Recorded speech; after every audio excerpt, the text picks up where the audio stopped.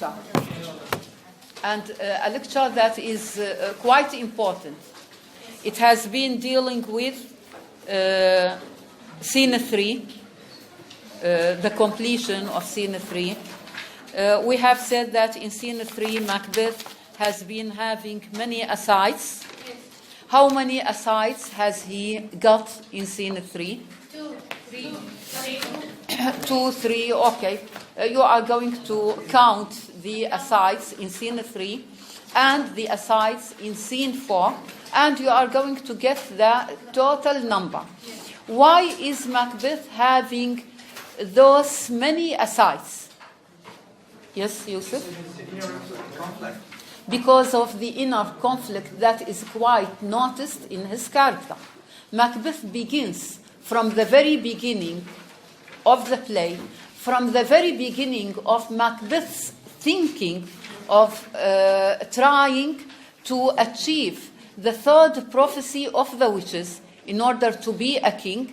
There is the beginning of a certain deep conflict inside Macbeth. And this is quite clear through the many asides, the 5 asides that Macbeth is having in scene 3 and in scene 4. Why? Why is he having such asides? What does he say in those asides? Of course, you know the meaning of the aside. I have written for you in the previous lecture. The aside is going to tell you about the thoughts of the tragic hero, of the character. So, why is Macbeth having those asides? What do you think? Yes? Thinking about the prophecies that the witch says to him. Yes? Being a king. Yes? Yes? So, it means that because Macbeth has seriously thought of the witches' prophecies, so he is quite perplexed, he is quite confused, he is quite tortured, he is having a great dilemma within himself, he is having a crisis in himself, and that's why he is having those asides. He is thinking about the matter over and over in a loud voice, and is heard by the audience, so that the audience will forgive him for the crimes that he is going to commit. When the audience will know what Macbeth is thinking of, when they will see how Macbeth is overambitious, how he is reluctant, hesitant to have a sin, to commit a crime and kill the king in order to be a king instead, the audience are going to pardon Macbeth. Yes. Okay. Okay. Inshallah. So, after those asides, we can see that Banquo has paid attention that his friend Macbeth is having those long asides. He can feel that he is thinking about something. What is that thing? He does not know. But he is commenting that, look at our friend, how he is wrapped withal. It means that his mind is fully obsessed with a certain idea. What is it? We, the audience, know the idea. It is the idea of killing the king. Okay. So in the previous lecture, I have finished the scene 3, the third scene, and now we are going to begin with scene 4.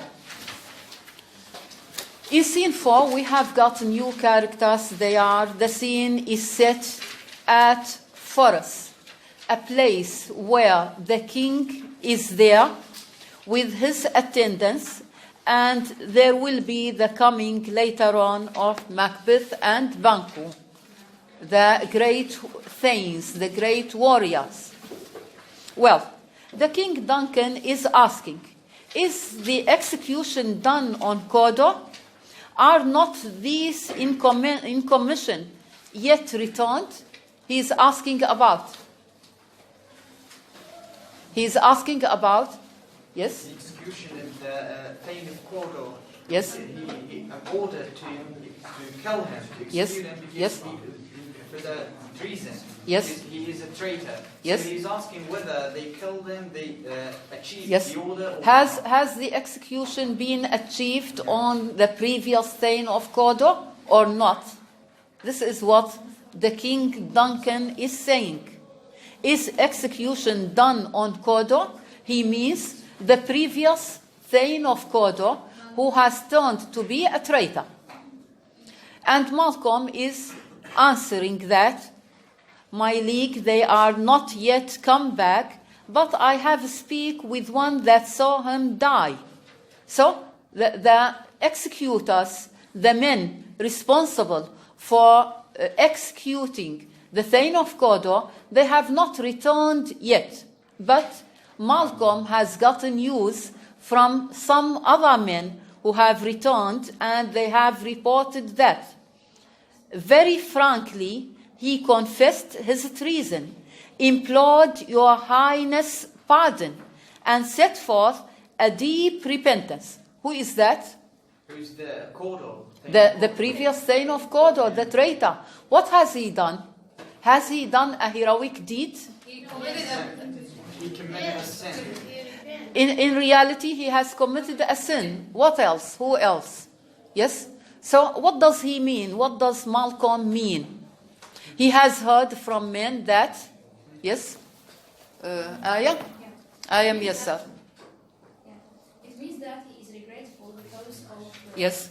He's regretful because of his It's, sins that yes. he has committed. And Yes. He wanted just the king to forgive him about the sins that he committed. Yes. Right. That's right. Had been studied. Good. He confessed openly. And Yes. He regretted what he have done, and he seek for the pardon, and he want to be forgiven. Yes. Still, they killed him.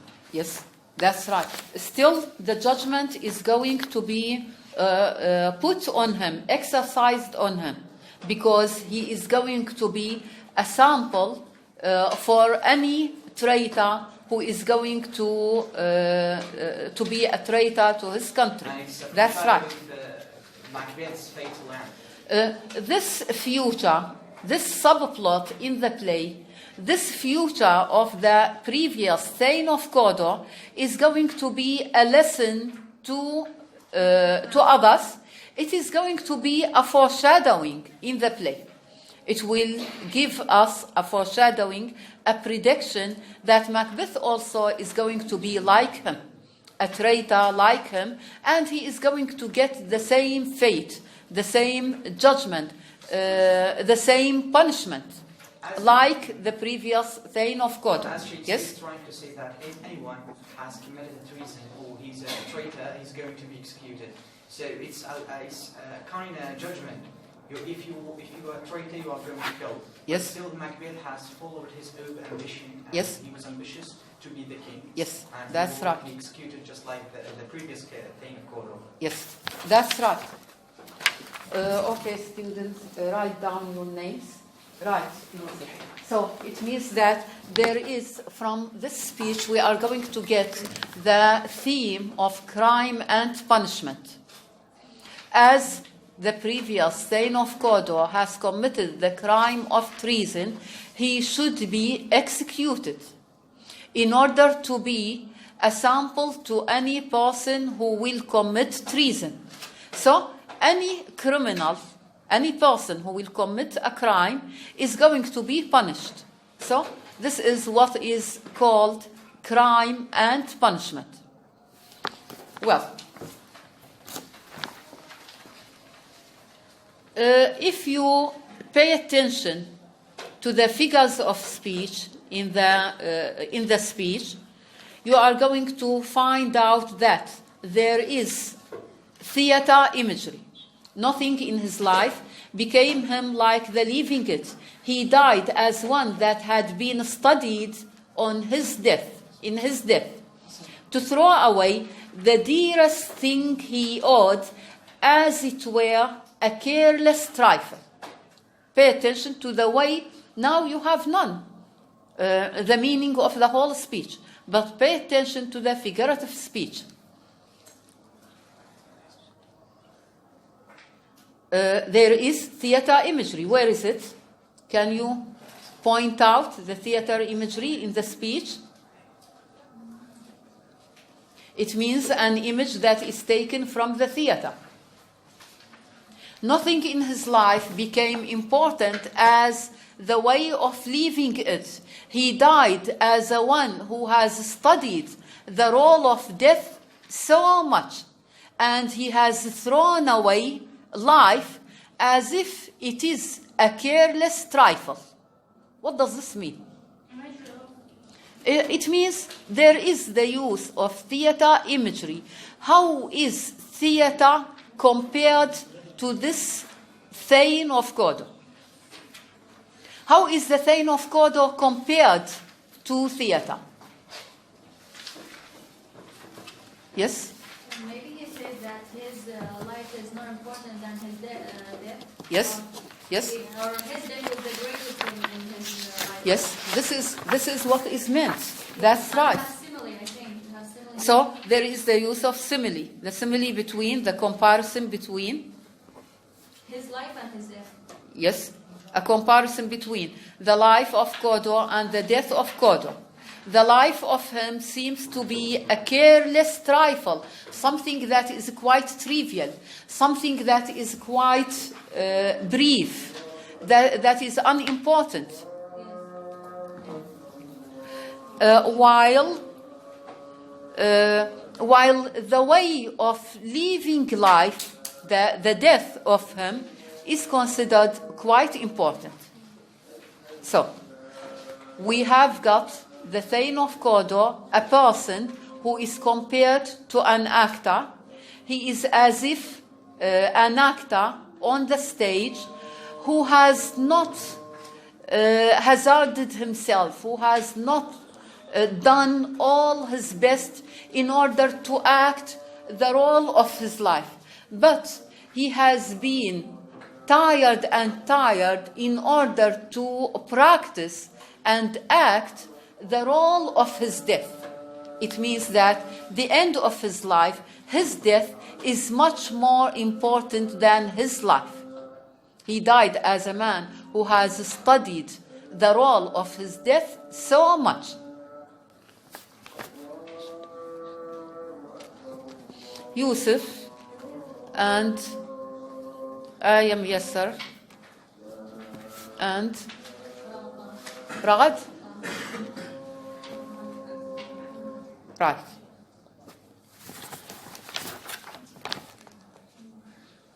Do you have any question concerning the theater imagery? Yes, can you repeat it, please? The theater imagery is recurrently used in Shakespeare's plays, in general, all of them. And here is an example. The example lies in the comparison of the Thane of Cawdor acting the role of his death more successfully than the role of his life. It means that the Thane of Cawdor is compared to an actor on the stage who has lived in order to act the role of his death, and then he will die. What does this mean? It means that as there is in the beginning, at the beginning of the speech, he died as a man, he confessed his treason, implored your highness pardon, and set forth a deep repentance. It means that he has repented his deed. It is true that he turns to be a traitor and that we hate him because he is a traitor, but we are going to pardon him. We are going to, you the audience, you are going to glorify him. Why? To respect him.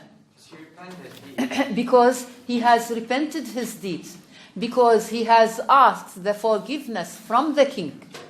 He is telling the men to tell the king to forgive him for what he has done, and he is confessing that he has been a traitor and he is regretting that deed of being a traitor. So he set forth a high repentance and he asked the forgiveness from the king, and then they are going to execute him.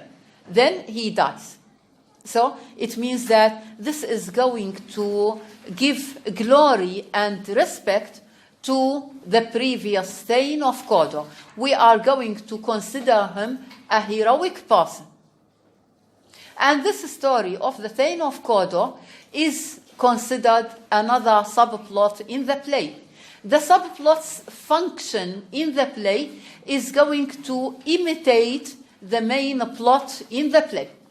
As the previous Thane of Kodo is being executed, killed by Duncan's men, Macbeth also is going to turn a traitor, a tyrant, and he is going to be killed by Duncan's men at the end of the play. And at the same time, it is a scene of foreshadowing. Okay, now what is the commentary of the King Duncan?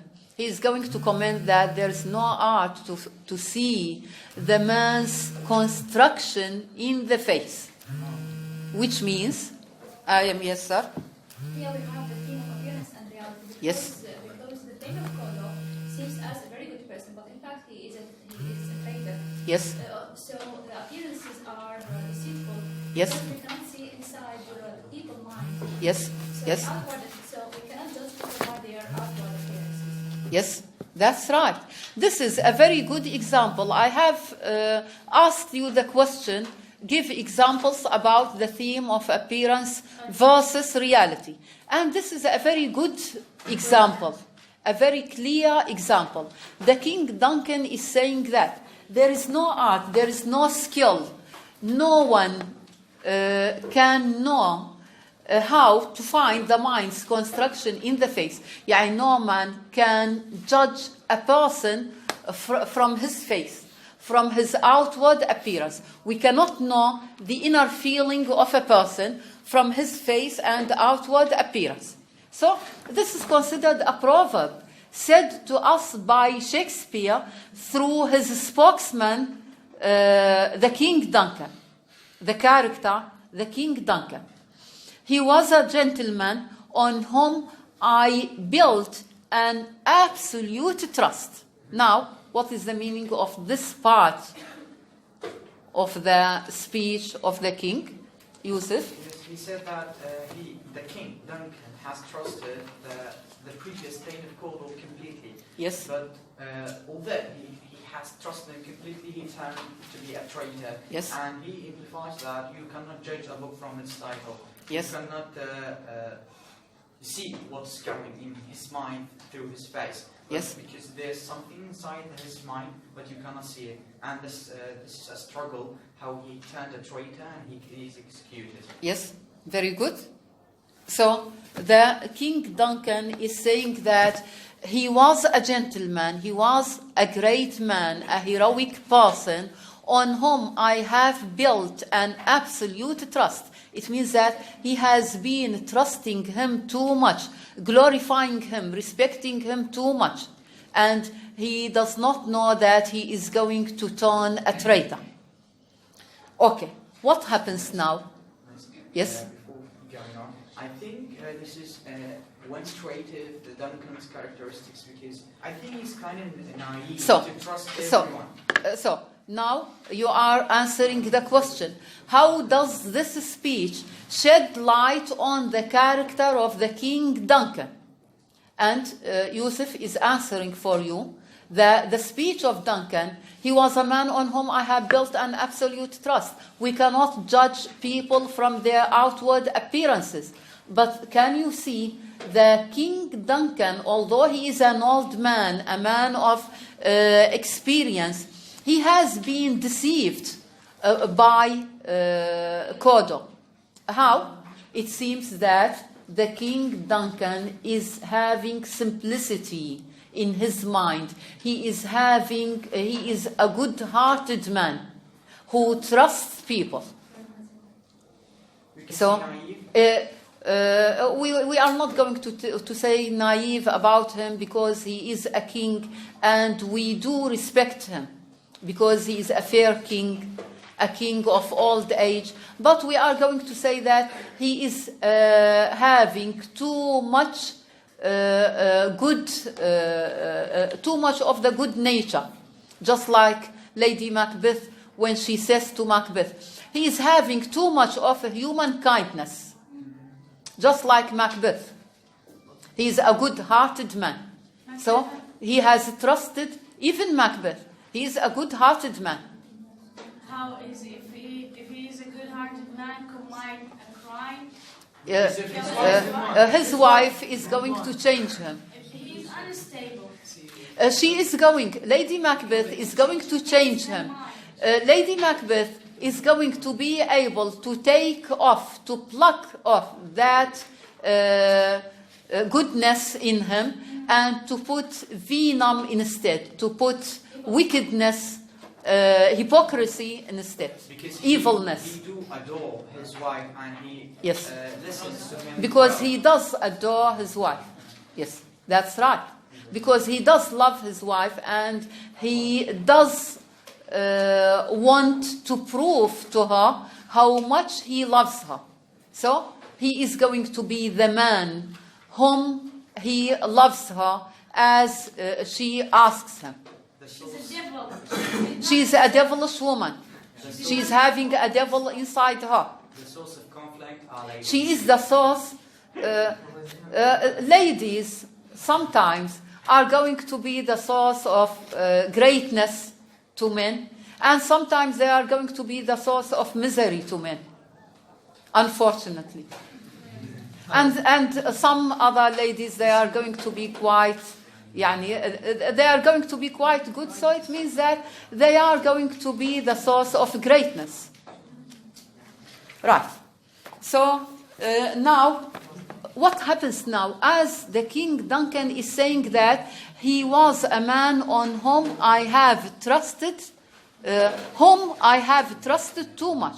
What happens? Look at the timing. As the King Duncan is saying that he really loves and respects the previous Thane of Cawdor, there is the entrance of Macbeth, Banquo, Ross, and Angus. So what happens? There is the entrance of the new Thane of Cawdor. So look at the technique of the timing of the playwright Shakespeare. He has made the character of him, the King Duncan, say this speech of praising the previous Thane of Cawdor at the same instant when the new Thane of Cawdor arrives. There's a So connection. he has made a connection in order to make the audience pay attention to that, so that the audience will compare between the previous Thane of Cawdor has been a traitor, while the new Thane of Cawdor outwardly seems to be quite honest and quite loyal And the king loves to him his too much. country and to his king. So it means that there is an exchange. Now the king is having the new Thane of Cawdor, who seems to be quite honest, loyal, faithful, brave, etc.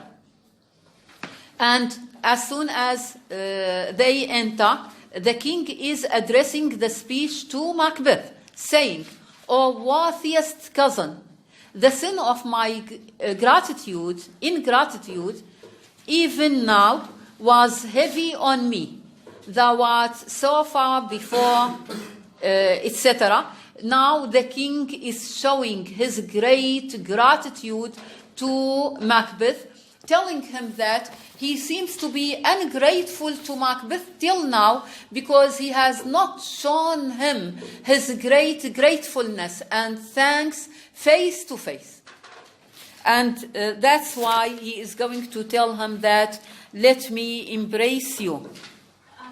Welcome hither and let me embrace you," etc. in the next page. And Macbeth is going to answer him in a very courteous way that this is my duty. The service and the loyalty I owe in doing it pays itself, etc. He means that this is my duty as we are the sons of you, as they are the people of the king. So it is their job to be quite loyal to the king. And Banku, now the king Duncan is saying, welcome hither, I have begun to plant thee. He is using plant imagery, telling him that I greet you too warmly, and you are just like a seed, and I am going to plant that seed into the soil, and when it is going to grow, the harvest is going to be mine, to return to me. So it is an image of planting. It is a term of endearment.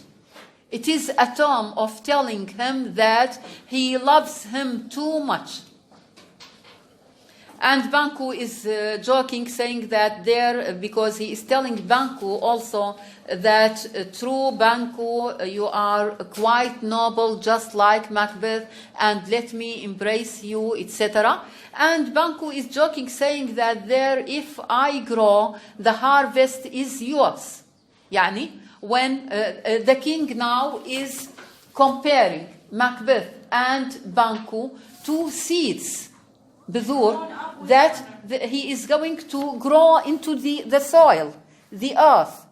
And when that seed is going to blossom, it is going to grow, there will be blossoms of it, that those blossoms, those fruits are going to return to the king. So now Banku is joking, saying that he is taking the image, continuing the image of planting, saying that there, when I am going to grow, the harvest is going to be to you. It means that the king Duncan loves Macbeth and Banku, and they also love him too much. واضح? واضح الimage of planting? So this is the example of the planting imagery.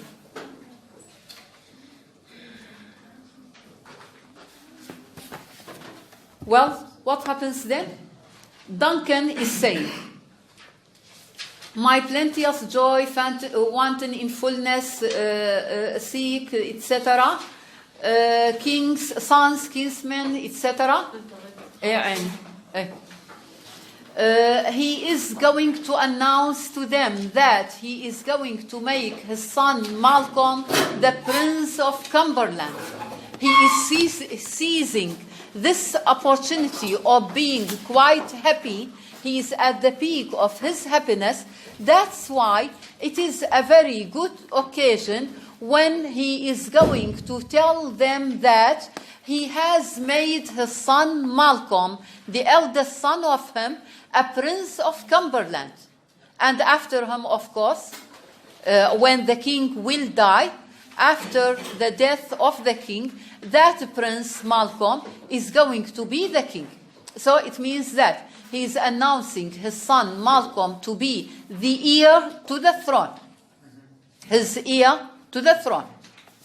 So what will happen to Macbeth? What will Macbeth say? What is the response of Macbeth? Aya. Here we have Duncan saying that we're announcing that his son Malcolm is going to be the king of the battle of Cumberland. Yes. And Macbeth is going to be confused because of that. He says that I will be the king of, I will be the heir of the king because of the prophecies. Yes. So he becomes so confused, and he says Yes. that this is an obstacle in front of me. Yes. Even I remove it. Yes. And achieve my The Prince of Cumberland, that is a step on which I must go on, or I am going to stumble in But it. he still becomes the king of course. Yes, that's right. So it means that Macbeth now, he is going to get confused. He is going to be shocked by that news of Malcolm being the heir to the king. It means that he is not going to be able to be a king, because Malcolm is going to be the king after that previous King Duncan. So he is having his aside, saying that the Prince of Cumberland, that is a step on which I must fall down or overleap. It means that this is an obstacle. Now, Malcolm is going to be just like an hindrance. He is an obstacle in the way of Macbeth. Macbeth, either he is going to stumble, just like an obstacle that is there in the road of us. Either he is going to stumble by it and he is going to be knocked down, to fall down. It means that he is not going to be a king at all. Or he should overleap it. He should transcend it. He should overleap it so that he will be a king instead. So what does he mean by he should overleap? It means that he should get rid of them by killing them. So here we have inner conflict. So this other aside, I think it is the third. I think it is the fifth aside. It is the fifth aside. It is going to tell you how much Macbeth is tortured, and he is having a deep inner conflict within himself. So you, as partners in the action of the play, you are having a line of identification between you and the characters. So you are living the action of the play. You are identifying yourselves with Macbeth, the hero. You are thinking with him. You can feel that Macbeth is being tortured too much. So you are going to try to think of a solution to Macbeth, just as he is going to think of that. So this is what we mean by the line of identification between you, the audience, and the characters. And this is what I have discussed in the introduction, if you remember.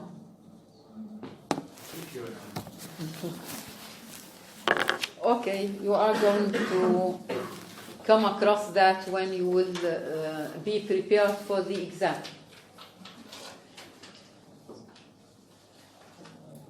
So what does he say after that? What is his decision? The decision is that in his aside he says,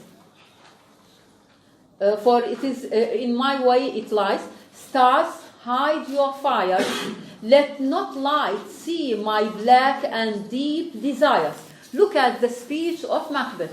It is said in couplet form.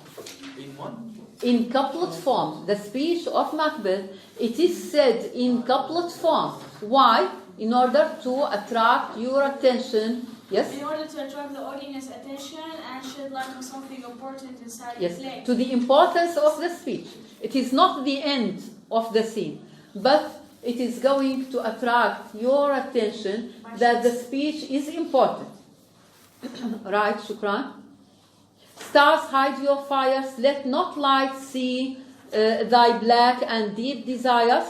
The eye wink at the hand, yet let that be which the eye fears when it is done to see. Can you see? Two lines that are rhymed together in an iambic pentameter. This is the couplet form. Two lines having the same rhyme. So, Macbeth now is asking the stars to hide their lights, to be extinguished, to switch off their lights. He is asking the whole darkness to prevail in the area, to scatter, to cover the place, to cover the whole place. Why? Let not light see my deep and black desires. He has got a certain black intention inside him, a devilish intention inside him, which is killing the king and his sons. So he is asking the supernatural powers, he is asking now the lights of the stars to switch off their lights. He is asking the darkness to come. So the eye, he says, the eye wink at the hand. The eye is going to close for a moment at the hand. It is going to be closed so that it will not see what the hand is doing. The hand is going to kill the King Duncan. During that time, the eye is going to be closed for a moment, his own eyes, so that he will feel that he has not killed the king. Let that be, he says. He is ready to do that. He has got his decision to kill the king even before seeing his wife, even before sending the letter to his wife. Can you see? Macbeth is having the intention of killing the king even before seeing Lady Macbeth. But then he is going to be reluctant, he is going to be hesitant in his long aside when the king will be there in Act 2, Scene 2, which is going to be a homework for you, an assignment for you, when we are going to reach. We are going to reach that quickly in the next lecture or in the other. So try to be prepared for that. The long aside of Macbeth in Act 2, in Act 2, Scene 1. Is it in Act 2, Scene 1? I mean that, I think it is in Act 2, Scene 1. When Macbeth is going to think quite thoughtfully and for a long time whether to kill the king or not. And then he will say that we will proceed no further in this business because the king has given us a great reputation and golden opinions in front of people. And killing him is going to be quite difficult, etc. to Lady Macbeth. But Lady Macbeth is going to be quite angry and shocked by such a decision. So she is going to tell him that was the hope drunk wherein you dressed yourself with and why are you breaking that enterprise to me, etc. So she is going to be able to convince him to kill the king by her own wits and her own efforts. How? Again, this is another question to you. How has, and I have given you this question, how has Lady Macbeth been able to convince Macbeth to kill the king? Well, now we return to the speech. Macbeth has got that decision of killing the king, and Duncan now is speaking. Pay attention to this speech. Can you see? We have left the other speeches.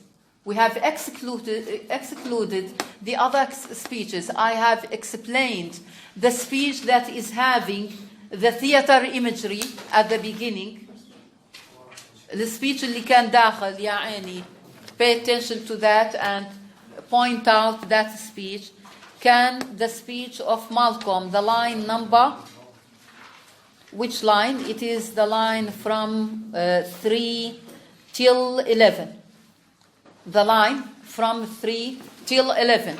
Duncan, my league, Malcolm is saying, they have not, my league, they are not yet come back. When he speaks about the previous saying of Koto. والسبيتش الآخر, which we have included in this scene, the two speeches are going to be in page 31 and the lines 47 till the end of the scene. And the lines 47, the Prince of Cumberland, that is a step. والسبيتش الآخر true worthy Banquo, Duncan is saying, he is full so valiant, and in his commendations I am fed. Pay attention to this speech. Why is it important? We have got food imagery in this speech. How? What does يعني هاي البيج 31, the speech of Duncan, the last speech of the King Duncan in the at the end of the scene. At the end of scene 4, the King Duncan is saying, true worthy Banquo, he is speaking about Macbeth, he is full so valiant, he is a very courageous fellow. Who is that? Brave. Who is that? Macbeth. Macbeth. And in his commendations, I am fed. يعني I am indebted to him too much. Why? Because he has been لأنه استبسل كثيرا في المعركة, and he has won the battle.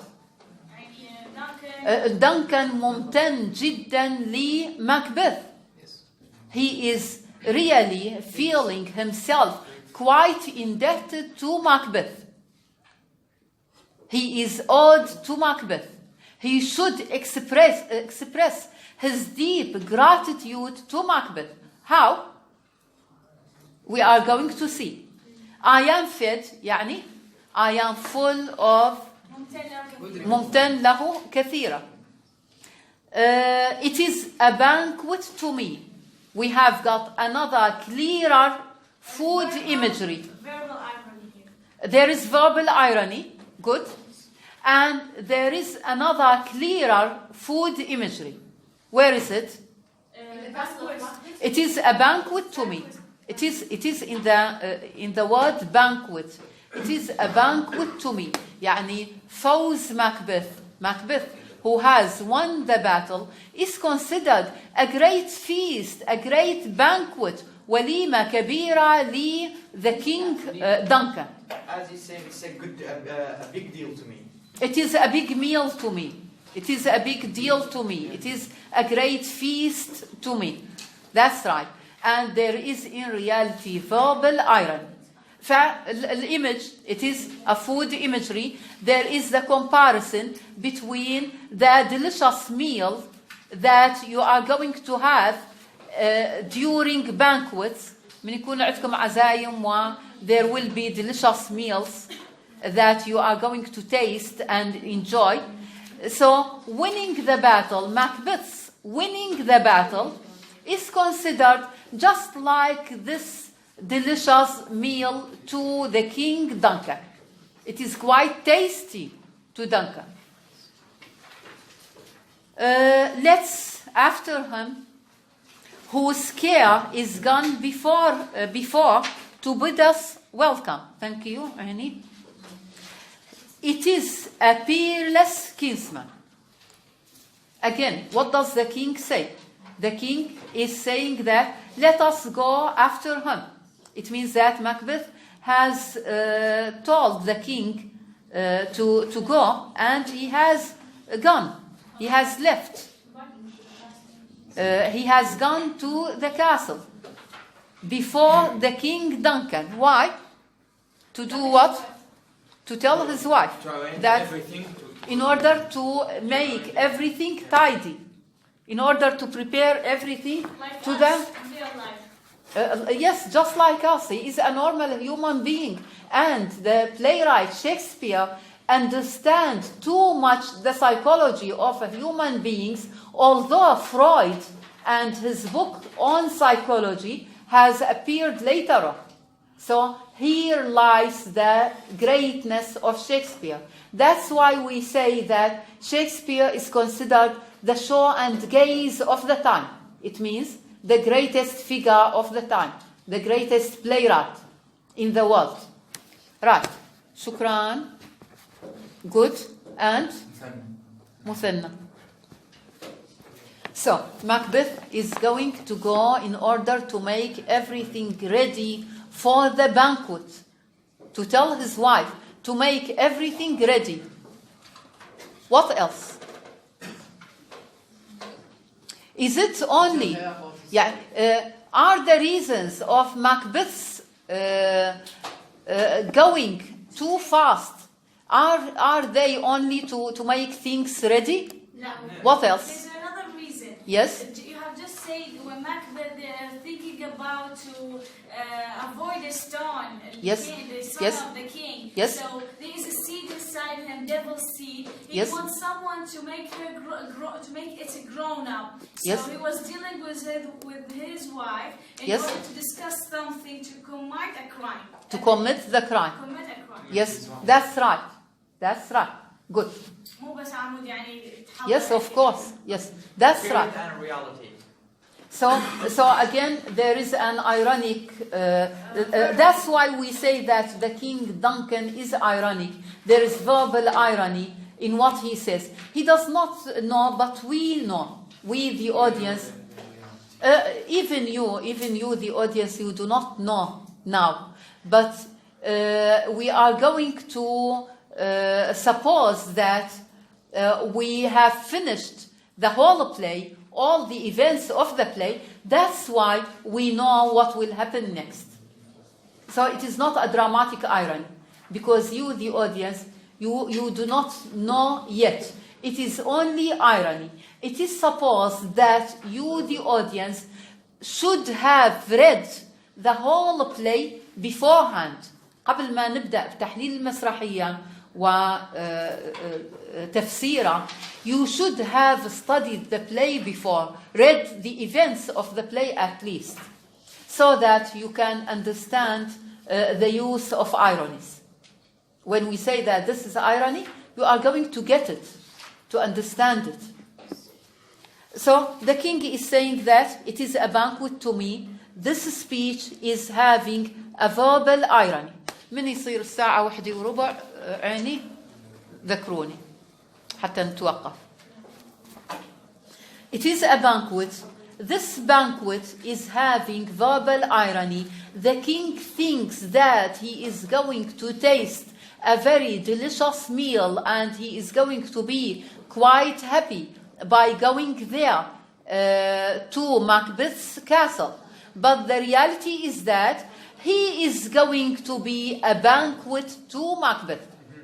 What will happen is that the king himself is going to be a very delicious meal to Macbeth and Lady Macbeth.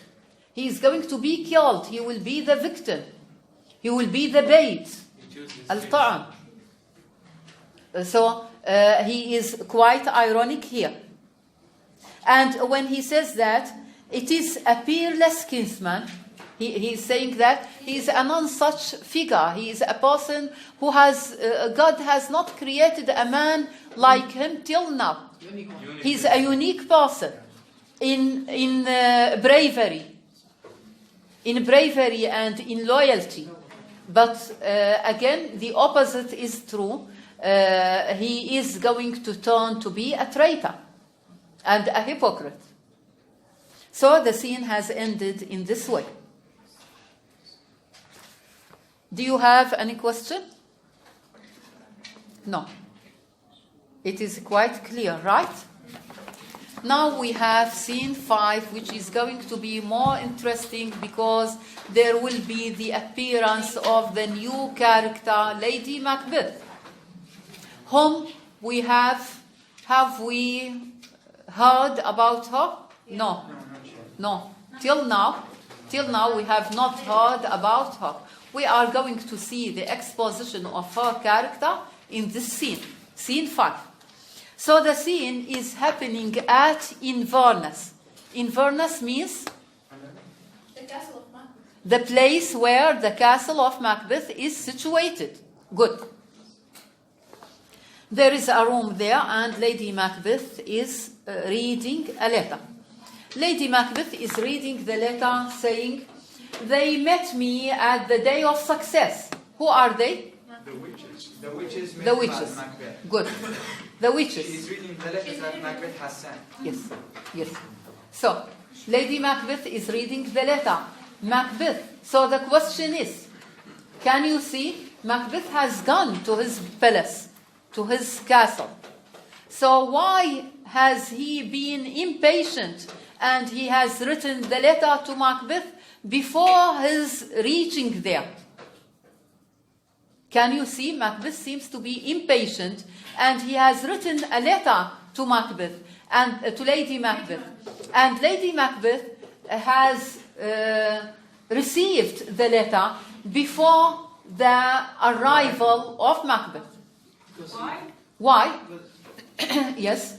Why? Because the hesitation behind, the reason behind the hesitation of Macbeth, the leader Macbeth, he wants to share the three witches' prophecies with his partner, with his wife, Lady Yes. Macbeth. Yes. So then, both of them will create kind of, or he wants someone to change his mind, Yes. or to affect him, Yes. because he is already ready to do something wrong. So Yes. he wants to share it with his wife in order to change his mind or to make up his mind. Yes, that's right. So it means that he's quite anxious, he is quite eager to suspend it, to tell that to his wife, because he knows quite much that Lady Macbeth is as ambitious as him. She is having over ambition just like Macbeth. She is as great as him. And even some critics say that the play could be entitled Macbeth and Lady Macbeth, because Lady Macbeth is also having a great role in the play, just like Macbeth. So, yes? So he is impatient. He cannot wait until he will arrive the castle and tell Lady Macbeth. He has told her before he arrives there. Yes, Yusuf? And I think due to his hesitation and his inner conflict, he wants to Yes. know what her wife's idea Yes. is. Yes. He wants to decide whether he's Yes. going to commit a crime and kill the king, or Yes. he's just going to ignore this message as it Yes. is just a tale. Or, Yes, yes. So he's just asking. He is going to ignore the presence of the witches just as passers-by. He has seen them and he is going to forget everything about them. That's right, just as Shukran has explained. He is hesitant, he is confused, he wants somebody to share with him that ideas in his mind. That's right. And this gives a great role to Lady Macbeth, that she's the center. She is with Macbeth Yes. as the central actor in the play. Yes, yes, that's right. As the central character in the play. Right. As my colleague said, he considered his wife as a dearest partner. Yes, because he knows that Lady Macbeth is as great as him, so he has shared with her the news about the witches. And you can see the proof is here when he tells her that I have thought to tell you, my dearest partner of greatness, because I know you are going to rejoice, to be quite happy. So he is saying they met me at the day of success. It means when it means when he has been quite victorious in the battle and has been quite happy. And I have learned by the perfect test report, they have more in them than mortal knowledge. It means that they have got extraordinary knowledge. They have got supernatural powers and knowledge. When I turned in desire to question them further, they made themselves air, and into which they vanished. When he has tried to question them again and again, they have made themselves just like air. They have vanished into the air. So he is telling her in details what has happened to him when he has met them. Whilst I stood wrapped in the wonder of it, it means that when he has been quite obsessed in that idea of the witches' prophecies, came missives from the king, who all hailed me, Thane of Kodo. So as he has been, and this is true, this is what has happened to him, as he has been thinking about the matter, as he has been wondering and surprised about the prophecies of the witches, there is the coming of messengers from the king who have greeted him with the new title, which is the second prophecy, the Hail, the Thane of Kodo. By which title before, these weird sisters saluted me. It means greeted me. And can you see? He is calling them weird sisters. And referred me to the coming on of time with, Hail, King that shalt be. He is going to be a king later on. This have I thought good to deliver thee. So he has thought of telling that to his wife. My dearest partner of greatness. Underline this line because she is really his dearest partner of greatness, and we are going to see the proof of what he is saying. She is great as him, and she is dear to him because he is going to show her his manhood by killing the king. That thou mightest not lose the dues of rejoicing by being ignorant of what greatness is promised thee. It means that Lady Macbeth, she is going to get greatness, just as Macbeth is going to get greatness by being a king. She is going to be a queen. So she is going to be quite happy at that. Lay it to thy heart and farewell. Don't tell anybody about it. Keep it a secret. Now, تفضل. Now, Lady Macbeth, after reading the letter, she is having her speech within herself. Is this speech a soliloquy or is it an aside? It is a soliloquy. Why? Because Lady Macbeth here, she is alone on the stage.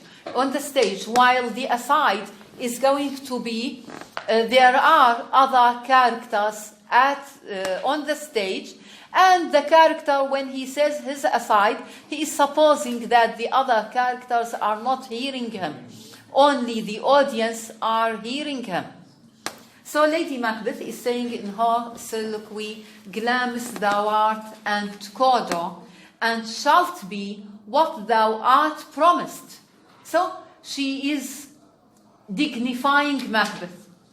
She is addressing Macbeth with those dignified titles. He is already the Thane of Glamis. He has become Kodo, and he is going to be the king as he is promised by the witches. So it means that Lady Macbeth seems to be more enthusiastic than Macbeth, that Macbeth is going to be a king, because she is saying with great determination that he is going to be a king as he is promised. Yet do I fear thy nature. It is too full of the milk of human kindness to catch the nearest way. She knows that she is fully aware of the human kindness of the Thane of Kodo, the present Thane of Kodo, Macbeth. She knows quite well the real nature of Macbeth. He is having too much good-heartedness. He is a good-hearted man, having kindness in him. So she is afraid of that. She is afraid that he will be reluctant to catch the nearest way. ما هو nearest way? Killing the king. So this is considered a metaphor. To catch the nearest way, it means to kill the king. thou wouldst be great, art not without ambition, but without the illness should attend it. She knows quite well that he is having over ambition, but he does not have the wickedness, the evilness inside him to accompany that over ambition, so that he will commit a sin, the sin of the crime of killing the king. Okay. انتهى الوقت? Okay. So we are going to continue this speech. It means that this speech is included to you, students. The whole speech of Lady Macbeth, the soliloquy, is important here. We are going to continue later on, inshallah, in the next lectures. On Thursday, you are not having a lecture here. Why? On the next Monday, perhaps. Why? Just because I do not want the whole lectures to be heavy on you, to be long to you. In order to simplify the subject to you. ربما على الكلاس I'm going to see. على الكلاس perhaps I'm going to give you questions on this. بس الافضل من الحل يعني هو لو يحضرون بكذا يعني الحضور قليل يعني يحضر بس.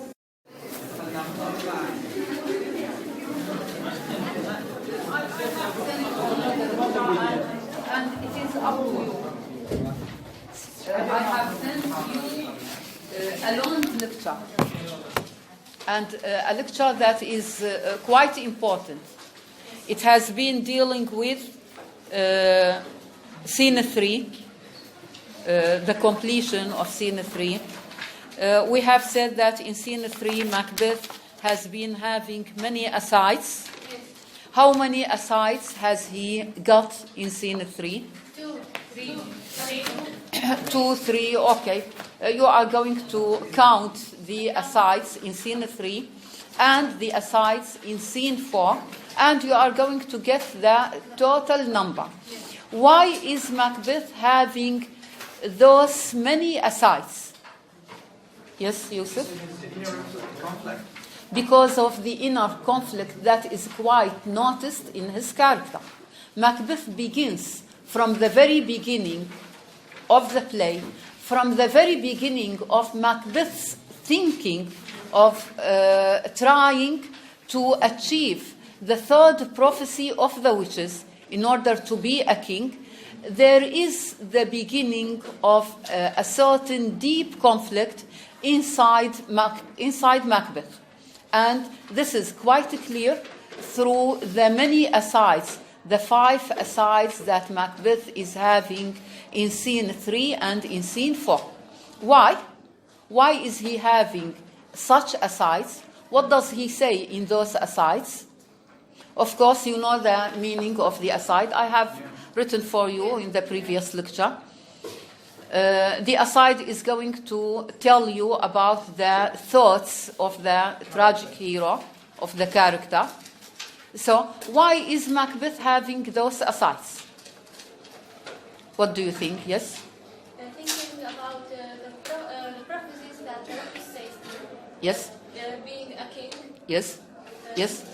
So, it means that because Macbeth has seriously thought of the witches' prophecies, so he is quite perplexed, he is quite confused, he is quite tortured, he is having a great dilemma within himself, he is having a crisis in himself, and that's why he is having those asides. He is thinking about the matter over and over in a loud voice,